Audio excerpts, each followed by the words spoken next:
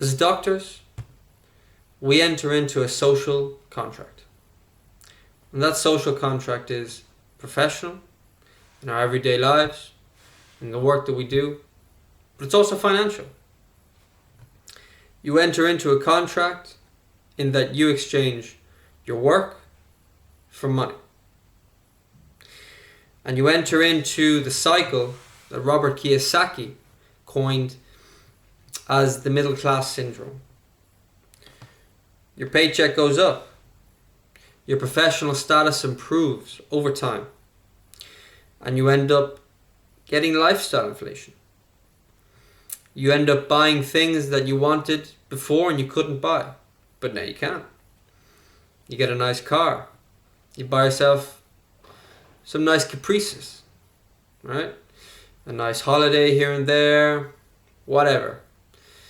You even put a down payment in for a house. And of course you don't buy any house. You buy the house that you always kind of wanted to live in. That's nice, that's cool, man. Well done. Well done. You deserve it. But really, that's always going to keep you poor. What I mean by that is, if money in, money out, and income and expense is really the bottom line in your balance sheet, and there's nothing else really generating other sources of income, you're always going to stay as you are. Let me give you another scenario. You're an attending, a consultant, a newly trained specialist. Your salary just went up. Nicely done. Well done. Good for you. Instead of succumbing to that urge that we all have of increasing your lifestyle, improving how you live, why don't you just hold off for a little bit? Maybe a year, maybe 2, maybe 3. That will depend on the difference between your income and your expenses. But do it until you get a certain amount so that you can put away into an asset. And that asset is going to give you another income stream. And you do it again, and you do it again. And you let compound interest take its course. You try to beat inflation by tethering yourself to an asset that tracks the market.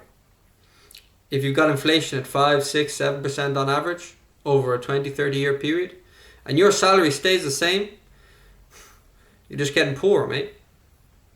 And that's fine if you're okay with that. But I'm not. And I don't think you should either. So here's my 2 cents. Maybe give up lifestyle inflation for a few years and invest in the idea and the possibility of financial freedom.